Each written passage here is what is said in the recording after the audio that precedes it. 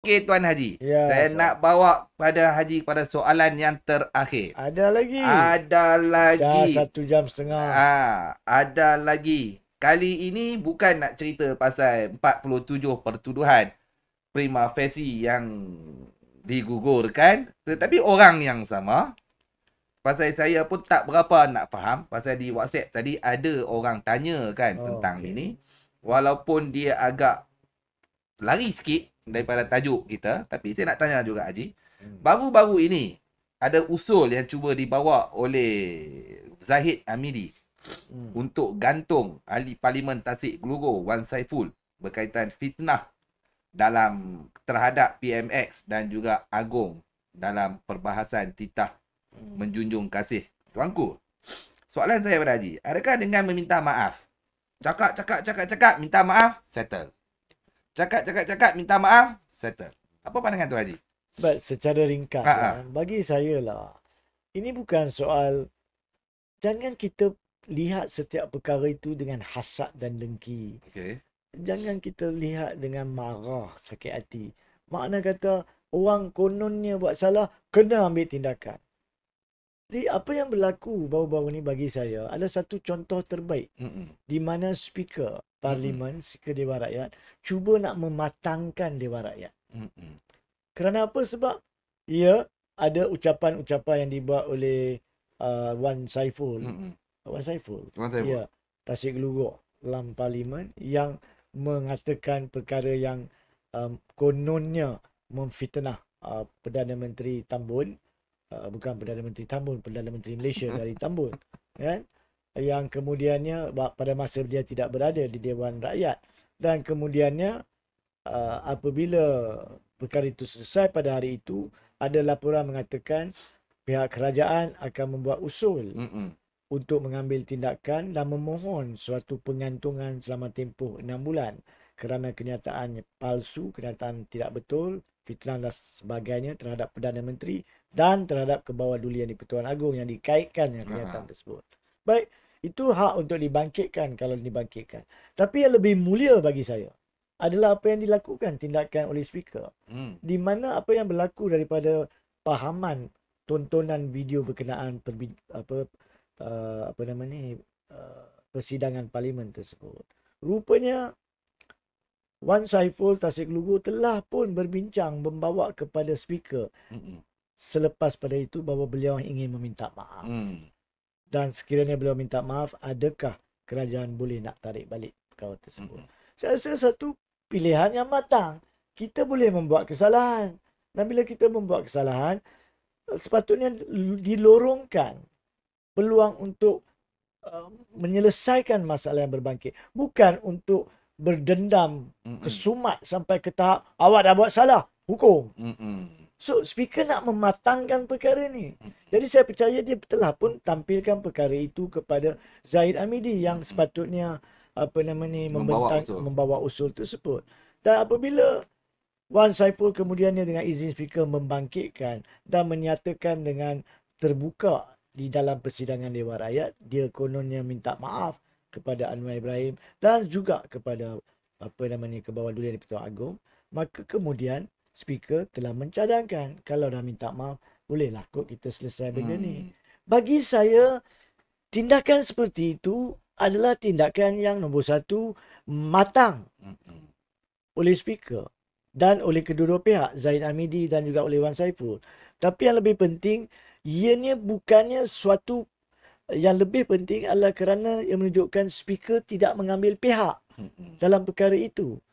Walaupun dia orang PKR, tapi dia memainkan peranan sebagai speaker. Dan itu bukan yang pertama. Hari pertama, Pendang telah dijatuhkan hukuman 4 hari. Kemudian Ketua Pembangkang berdiri, meminta Pendang minta maaf. Bila Pendang minta maaf, dia gugurkan hukuman 4 hari.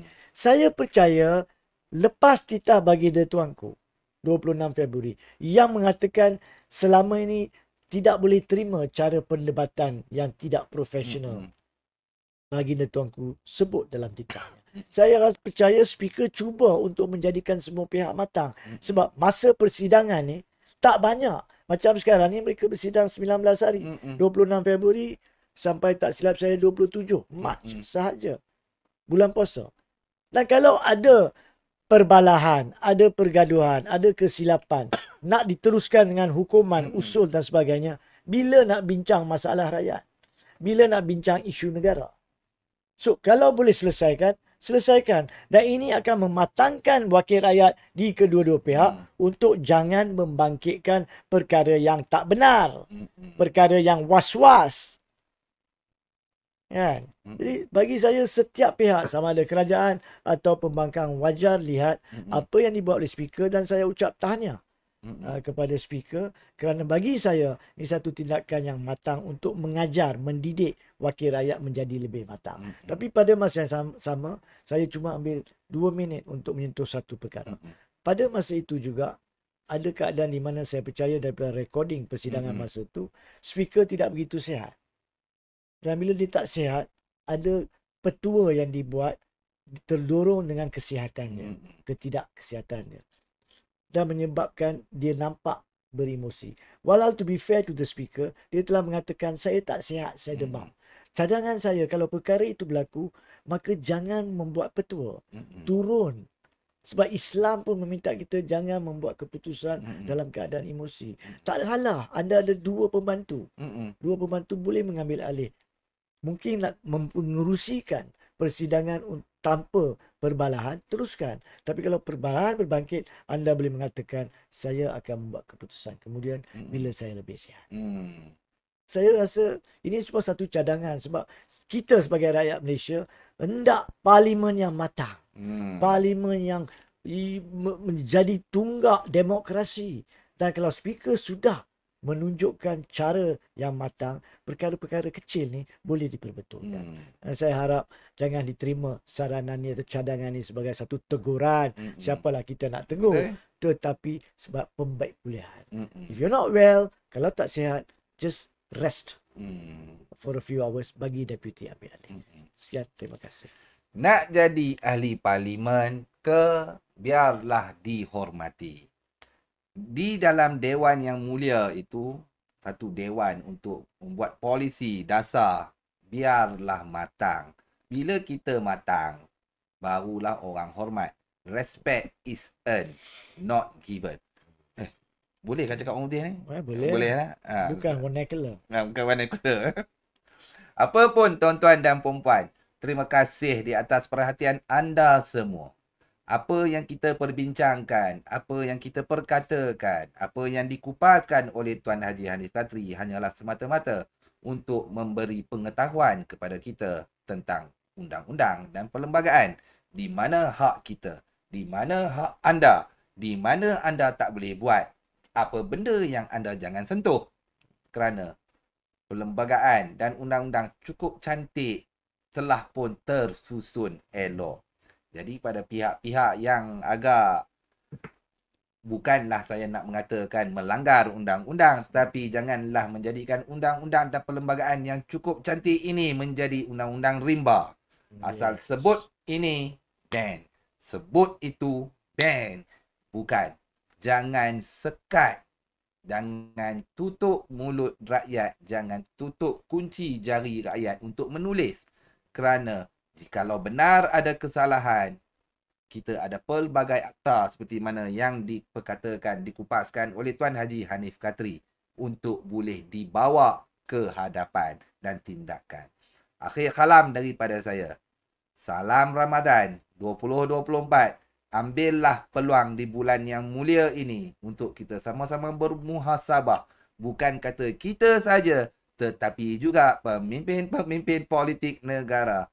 Cukuplah cakap siang pandang-pandang. Janganlah malam-malam duduk bisik ya.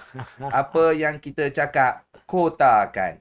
Walk the talk. Bukannya NATO. No action, talk only. Tolaklah semua tu. Ambillah kesempatan di bulan Ramadan ini untuk kita langkah ke depan, menuju ke hadapan. Dan kepada anda semua yang komen tadi, barang-barang mahal. Ya, inilah yang impact dirasai oleh rakyat Malaysia. Dengan SST-nya naik, itu naik, ini naik, ringgit jatuh, memang akan ada implikasi-implikasi. bertabah dan bersabar. InsyaAllah mana tahu akan datang. Mungkin kerajaan dapat memperbetulkan semula apa yang tidak betul. Okey Tuan Haji. Akhir kalam daripada saya. Lagi sekali, 2 kali akhir kalam dah. Yang bertanyakan tentang Tun Dr. Mahathir. Alhamdulillah Tun Dr. Mahathir pun semakin hari semakin sembuh, semakin pulih. Cuma nak habiskan rawatan yang sudah pun disediakan itu. Itu semua kerana doa-doa anda semua. Puluhan juta rakyat Malaysia di atas kepada negarawan ulung kita. Terima kasih Tuan Haji. Terima kasih kembali. Mohon ampun dan maaf jika ada tersalah bahasa, terkasar kata yang mencuit hati dan perasaan anda. Kami mohon ampun dan maaf. Salam Ramadan. Assalamualaikum warahmatullahi taala wabarakatuh.